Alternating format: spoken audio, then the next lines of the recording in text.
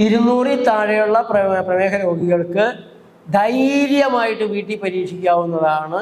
മരുന്ന് കഴിക്കുന്നുണ്ടോ? അപ്പോൾ 200 അല്ല 50 കൂടും. മരുന്നുണ്ടെങ്കിൽ 200 അല്ല 250 ആയിരിക്കും. കാരണം മരുന്ന് ഉള്ളതുകൊണ്ടാണ് 50 കുറഞ്ഞിരിക്കുന്നത്. അപ്പോൾ മരുന്ന് കഴിച്ചുകൊണ്ട് 200 ഉണ്ടല്ലോ, പിന്നെ എന്തിനാണ് ഈ മരുന്ന് കഴിക്കണേ? മരുന്ന് കഴിച്ചിട്ട് നോർമൽ അല്ലല്ലോ. അപ്പോൾ പിന്നെ മരുന്നില്ലെങ്കിൽ 250 നിന്നു കരുതി എന്ത് കുഴപ്പം വരാനുള്ളത്? ചിലരുണ്ട് ഇൻസുലിൻ എടുത്താലും ഷുഗർ 250ആണ്. ഞാൻ അവരോട് ചോദിക്കും, നിങ്ങൾ പിന്നെ എന്തിനാണ് ഇൻസുലിൻ എടുക്കണേ? എന്തിനാണ് മരുന്ന് കഴിക്കണേ? അല്ല കൂടിപ്പോയാലോ? അല്ല കൂടിയാണല്ലോ നിൽക്കുന്നത്. അപ്പോൾ ആ വഴി നമ്മളെ നശിപ്പിക്കുന്ന വഴിയാണ്. നിങ്ങൾ വന്ന് 2 ആഴ്ച 3 ആഴ്ച വേണ്ടി വരും. നിങ്ങൾ 200 മീതെ ഉള്ളതുകൊണ്ട് അവിടെ വന്നൊന്ന് കിടന്ന് ഭക്ഷണ ക്രമീകരണങ്ങൾ എടുത്ത് ട്രീറ്റ്മെൻ്റ് എടുത്ത് പതുക്കെ മരുന്ന് ഇൻസുലിൻ കുറച്ച് രക്ഷപ്പെട്ട് പോരാൻ പറ്റും.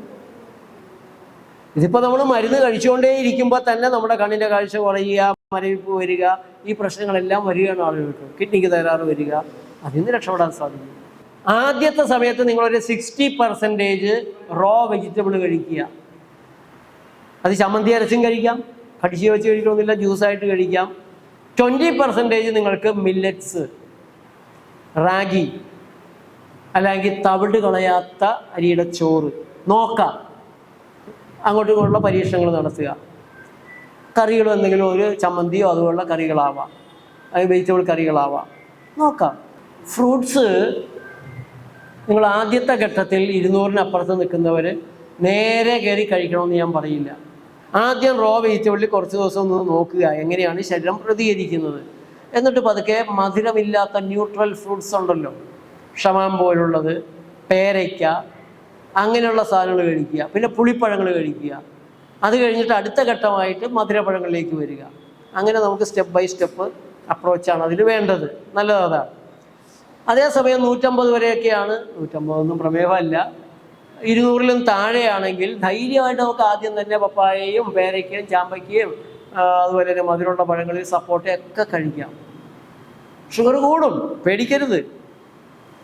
അപ്പോൾ മറ്റൊരു കാര്യം നിങ്ങൾ ശ്രദ്ധിക്കേണ്ടത്, നിങ്ങൾ കുറേ കാലമായിട്ട് പഴം കഴിക്കാത്ത ഒരാൾ, പച്ചക്കറികൾ അധികം കഴിക്കാത്ത ഒരാൾ, ഷുഗറിൻ്റെ കാര്യത്തിൽ പച്ചക്കറിയും പഴവും കഴിക്കുമ്പോൾ ഒരു വയറിളക്കം എങ്ങനെയായാലും ഉണ്ടാകും. കെട്ടിക്കിടക്കനെ അടിച്ച് കളയാൻ നോക്കും. അതോടെ നിങ്ങളുടെ വേണ്ടപ്പെട്ട പ്രിയപ്പെട്ടവർ പ്രിയത്തോടെ നിങ്ങളെ എടുത്ത് പൊക്കി ആശുപത്രി കൊണ്ടുപോകും. നിങ്ങളുടെ പ്രകൃതി ചികിത്സ അതോടെ നിർത്തും. വീട്ടിൽ ലാത്തി ചാർജ് നടക്കും. അതുകൊണ്ടാണ് ആദ്യത്തെ ഘട്ടം ഒരു 15 ദിവസം ഒരു സെൻ്ററിൽ പോയി താമസിച്ച് വിശ്രമിച്ച്. മറ്റൊരു പ്രധാനപ്പെട്ട കാര്യം, വിശ്രമമാണ് ഏത് ചികിത്സയും ഫലിക്കുന്നതിന് ആദ്യം വേണ്ടത്. ആന്തരികമായ വിശ്രമവും ബാഹ്യമായ വിശ്രമവും കൊടുക്കുമ്പോൾ എനർജി ഉള്ളത് മൊത്തം ഇൻറ്റേണലായിട്ട് കേട് തീർക്കാൻ ശരീരത്തിൽ ഉപയോഗിക്കാൻ സാധിക്കും. ആ വിശ്രമമില്ലാതെ ഓടി നടക്കുന്ന വണ്ടിക്ക് റിപ്പയർ ചെയ്യാൻ പറ്റുമോ? വർക്ക്ഷോപ്പിൽ വണ്ടി കൊണ്ടുപോയിട്ട് പറഞ്ഞു, എനിക്ക് അടിയന്തരമായിട്ട് എറണാകുളത്ത് എത്തിയേ പറ്റുള്ളൂ, താൻ അടിക്കണമെന്ന് റിപ്പയർ ചെയ്തോ, ഞാൻ വണ്ടി ഓടിക്കും. നടക്കില്ല. അപ്പോൾ ശരീരത്തിൻ്റെ റിപ്പയറിങ് നടക്കണമെങ്കിൽ നീണ്ട ഉറക്കം. അത് 12 മണിക്ക് മുമ്പ് കിടക്കുന്നത് എത്രയാണെന്നുള്ളതാണ് പ്രധാനം. എത്ര നേരത്തെ ഉറങ്ങുന്നു, എത്ര നേരത്തെ ഉണരുന്നു. രോഗിയാവുമ്പോൾ ഉച്ചക്ക് ഉറങ്ങാമെങ്കിൽ ഉച്ചക്ക് ഉറങ്ങുക. ത്രിസന്ധ്യാ നേരത്ത് ഉറങ്ങരുത്, അശ്രീകരമാണ്. നമ്മുടെ നായ ത്രിസന്ധ്യാ നേരത്തെ കിടന്നുറങ്ങിയിട്ട് നായക്ക് വല്ല കുഴപ്പം പറ്റണുണ്ടോ? അതൊന്നും നോക്കണ്ട. നിങ്ങൾക്ക് ഉറങ്ങാൻ തോന്നുമ്പോൾ ഉറങ്ങണം. ആ രീതിയിൽ രോഗികൾ കുറച്ച് ദിവസങ്ങൾ ശരീരത്തെ ഒന്ന് ശ്രദ്ധിച്ചാൽ അങ്ങനെ മുന്നോട്ട് പോകാം. നമുക്ക് ഏത് ചികിത്സയിൽ കിട്ടുന്നതിനേക്കാളും മാറ്റം കിട്ടും. ഡിമെൻഷ്യ ആണെങ്കിലും അൽഷിമേഴ്സ് ആണെങ്കിലും. സ്റ്റാറ്റിൻ ഗുളികകൾ, കൊളസ്ട്രോൾ ഗുളികകൾ കൂടുതൽ കഴിച്ച ആളുകൾക്ക് വലിയ പ്രയാസം ഇത് മാറിക്കിട്ടാൻ. കൊളസ്ട്രോൾ മരുന്നിൻ്റെ, സ്റ്റാറ്റിൻ മരുന്നുകളുടെ പ്രധാനപ്പെട്ട ദോഷഫലം റാപ്ഡോമൈലോസിസ് എന്ന് പറയുന്നൊരു അസുഖമാണ്. അത് 4 തകരാറുകളാണ്. തലച്ചോറിന് കേട്, മാംസപേശികൾക്ക് ക്ഷയം, കരളിനും കിഡ്നിക്കും തകരാറ്. ഇതാണ് കൊളസ്ട്രോൾ മരുന്നിൻ്റെ ദോഷഫലം. ഒരു കാരണവശാലും കൊളസ്ട്രോൾ മരുന്ന് കഴിക്കരുത്.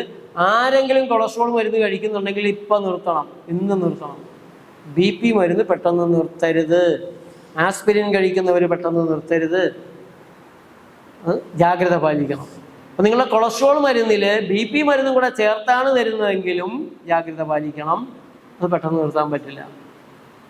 കൊളസ്ട്രോൾ മരുന്ന് വളരെ അപകടമാണ്. കൊളസ്ട്രോൾ ഒരു രോഗമല്ല. അമേരിക്കൻ ഗവൺമെൻറ്റിൻ്റെ ഡയറ്ററി ഗൈഡ് ലൈൻസ് കൊളസ്ട്രോൾ രോഗമാണ് എന്നുള്ളത് മാറ്റിയിട്ടുണ്ട്. നിങ്ങളുടെ കരളിൻ്റെ പ്രവർത്തനത്തിൽ ശരീരം ആവശ്യമുള്ളതുകൊണ്ട് ഉണ്ടാക്കുന്നതാണ്. കൊളസ്ട്രോൾ ഇല്ലായെങ്കിൽ നമ്മുടെ ശരീരം വെള്ളത്തിലെടുത്തിട്ട് സോപ്പ് അലിയണ പോലെ അലിഞ്ഞു പോകും.